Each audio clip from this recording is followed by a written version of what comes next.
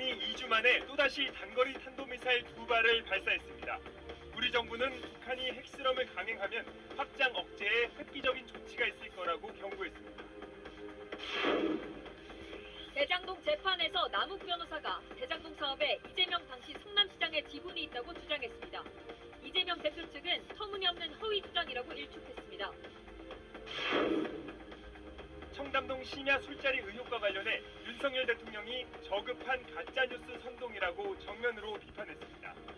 김의겸 의원은 여당과 정부, 대통령실이 다 나서 올매를 때리고 있다고 주장했습니다. 미국 권력 서열 3위인 낸시 펠로시 미 하원 의장의 남편이 샌프란시스코 자택에서 괴한의 습격을 받았습니다. 용의자는 붙잡혔는데 애초에 펠로시 의장을 노렸던 걸로 알려졌습니다. 여러분 안녕하십니까? 10월 29일 토요일 모닝와이드 시작합니다. 북한이 단거리 탄도미사일을 또 발사했습니다.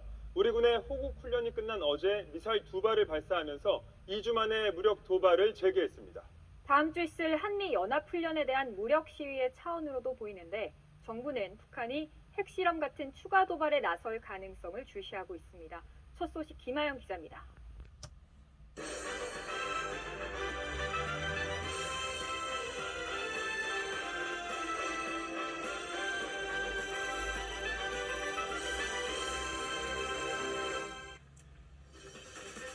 북한이 핵을 사용하면 정권의 종말을 맞을 것이라고 경고한 미국의 핵 관련 보고서 내용에 대해서 미국 국방부가 절대 핵무기를 사용하지 말라는 의미라고 밝혔습니다. KBS가 북한 위성사진 립스의 주요 군사지역을 관찰한 결과 동창리 서해 위성 발사장에서 시설을 증축 확장하는 모습이 포착됐습니다. 인공위성이나 ICM 발사를 본격적으로 준비하는 것으로 보입니다. 낸시 펠로시 미 하원 의장의 집에 한밤중 괴한이 침입해 펠로시 의장의 남편을 군기로 공격했습니다.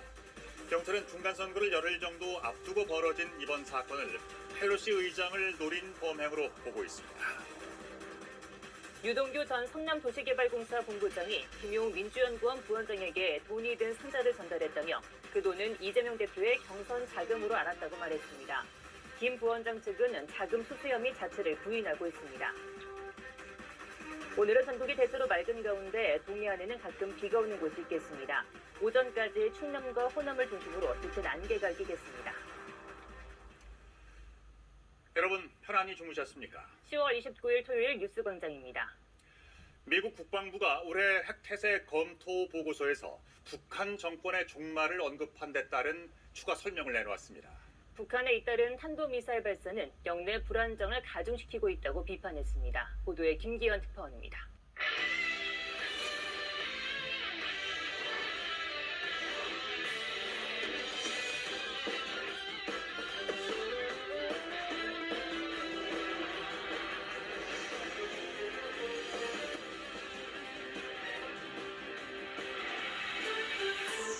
북한이 어제 또 동해상으로 탄도미사일 2발을 발사했습니다. 대통령실은 긴급 국가안전보장회의를 열어 북한의 탄도미사일 발사를 규탄하고 다음 주 진행될 대규모 한미 공중훈련을 통해 방위 태세를 더 공고히 해나가겠다고 밝혔습니다. 한국과 미국이 수주 경쟁을 벌여온 폴란드 원전 사업의 1단계 사업자로 미국 원전업체인 웨스팅하우스가 선정되었습니다. 최근 웨스팅하우스가 한국 수력원자력을 상대로 제기한 원전 수출 금지 소송이 영향을 미친 건 아닌지 우려가 커지고 있습니다. 유동규 전 성남도시개발공사 본부장이 김용 민주연구원 부원장에게 대선 경선 자금을 전달했다며 검찰이 확보한 물증들도 다 사실이라고 주장했습니다. 검찰은 다음 달 초까지 1차 수사를 마무리하고 김 부원장의 재판에 넘길 계획입니다. 여러분 안녕하십니까? 10월 29일 토요일 뉴스데이 시작합니다. 북한이 어제 또 동해상으로 탄도미사일 2발을 발사했습니다. 중국 당대회가 끝난 지 일주일 만에 도발을 재개한 건데 어제까지 진행된 우리 군의 대규모 실기동 훈련인 호국 훈련에 대한 반발로 보입니다. 정동훈 기자입니다.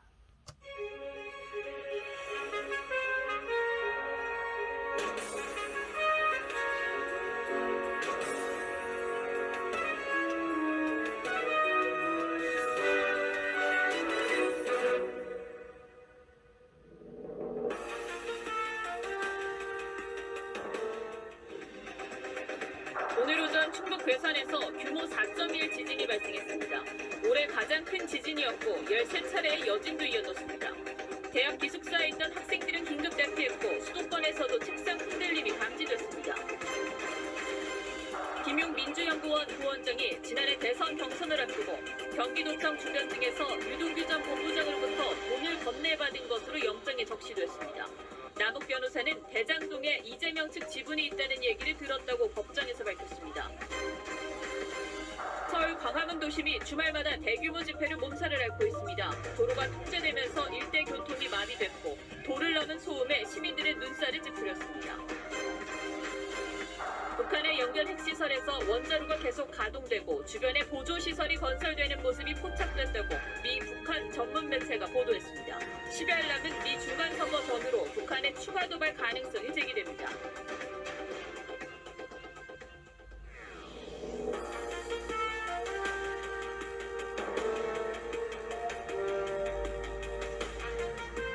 시청자 여러분 안녕하십니까. 뉴스7의 김명우입니다. 주말인 오늘 아침 긴급 재난문자 알림음에 많이 놀라셨을 것 같습니다. 충북 괴산군에서 규모 4.1의 내륙 지진이 발생했는데 올 들어 가장 큰 지진이었습니다. 진앙지인 충북 일대는 물론 수도권에서도 책상 흔들림이 느껴질 정도였습니다. 여진도 2시간 넘게 13차례 이어지면서 전국에서 문의와 신고 전화가 잇따랐습니다. 첫 소식은 구자영 기자가 전합니다. 오늘 아침 충북 괴산군 북동쪽 11km 지점에서 규모 4.1 지진이 발생했습니다. 올해 한반도에서 발생한 지진 중 가장 큰 규모로 서울을 비롯해 전국 곳곳에서 흔들림이 감지될 정도였는데 다행히 인명피해는 보고되지 않았습니다. 기상청은 지각이 상하 좌우로 움직이는 수평 이동단층에서 발생한 걸로 분석했습니다. 규모 3 이상의 여진이 이어질 수 있어 대비가 필요합니다. 미국 권력 서열 3위인 펠로시 미 하원의장의 남편이 자택에 침입한 40대 남성으로부터 군기로 폭행을 당하는 일이 벌어졌습니다. 펠로시 의장은 선거운동 일정으로 집을 비운 상태였습니다. 경기도 성남시 판교 오피스텔 신축 공사장에서 청소를 하던 60대 직원이 차량용 리프트에 깔려 숨졌습니다.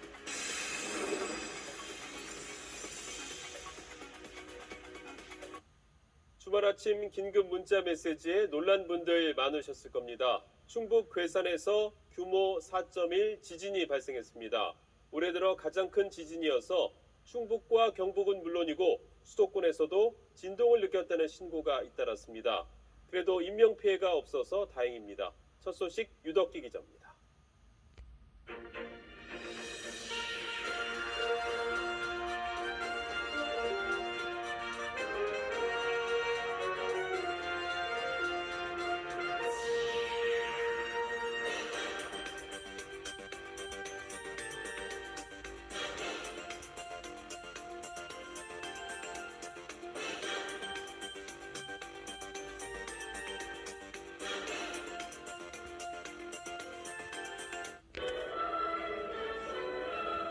제각각 나만의 플레이를 펼쳐볼 시간. 갤럭시 Z 폴드 4. 여러분 안녕하십니까. 주말인 오늘 아침 국토의 한가운데인 충청북도 괴산에서 지진이 발생했습니다. 규모 4.1로 올해 한반도에서 발생한 지진 가운데 가장 큰 규모였고 역대로는 38번째입니다. 이른 아침 갑작스러운 진동에 놀란 시민들이 많았는데 다행히 큰 피해는 없었습니다. 먼저 정혜인 기자입니다. 오늘 오전 충북 괴산에서 규모 4.1의 지진이 발생했습니다. 올해 가장 강한 규모로 수도권과 강원, 경남에서도 흔들림이 느껴졌지만 큰 피해는 없었습니다. 한국수력원자력이 참여를 추진해온 폴란드 원자력발전소 1단계 건설 사업자로 미국 업체가 선정됐습니다. 2단계 수주는 한수원이 유리하다는 현지 보도가 나왔는데 1단계에 선정된 미국 업체와의 소송이 변수가 될 전망입니다. 경기도 성남의 한 오피스텔 신축 공사장에서 60대 청소 노동자 한 명이 기계식 주차 리프트에 깔려 숨졌습니다. 사람이 있는 줄 모르고 리프트를 작동하다 사고가 난 것으로 추정됩니다. 3년 만에 실외 마스크와 사회적 거리두기 없이 맞이하는 헬로윈 축제로 서울 이태원 등 도심 곳곳이 북적이고 있습니다. 경찰은 불법 촬영과 마약 거래 등에 대비해 단속을 강화했습니다.